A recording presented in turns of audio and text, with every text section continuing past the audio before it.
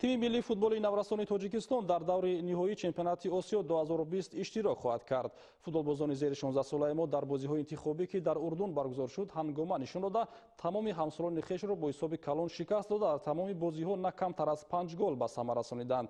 این دستاورد در میان بیش از 40 کشور قاره آسیا بهترین محسوب یافته محض فوتبالبازان تاجیک با دروازه حریفان از همه بیش 29 گلی زدند.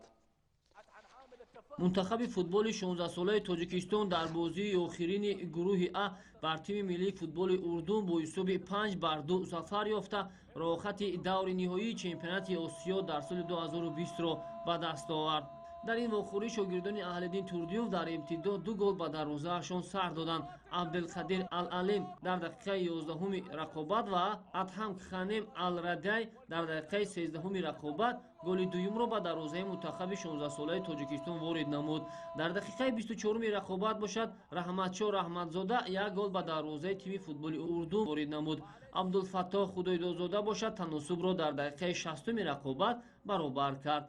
خسرو طاهرов با گل زده خود تیم ملی فوتبال 16 ساله تاجیکستان را به پیش برآورد. سنت‌الله عزیزов در دقیقه 77 رقابت حساب را 4-2 به سود تیم ملی نورستان تاجیکستان کرد. حمله‌گر تیم ملی 16 ساله تاجیکستان محمد وارث سیدعلیев با نتیجه این دیدار نقطه نهایی گذاشته و این مسئله تاجیکستان با حساب 5-2 عمان را شکست داد. بازی‌های انتخابی که از 14 تا 22 سپتامبر در اردن برگزار گردید شاگردان اهل‌دین تردیوف بر تمام رقیبانشان با حساب کلان ظفر یافته در 4 بازی گروهی در مجموع به زدن 29 گل مشرف شدند. یادآور می‌شویم که دور نهایی چمپیونات آسیا در سال 2020 از سال 16 سپتامبر آغاز گردیده تا 3 اکتبر ادامه می‌کند که مکان برگزاری این چهاربینی بزرگ ورزشی بحرین انتخاب گردیده است.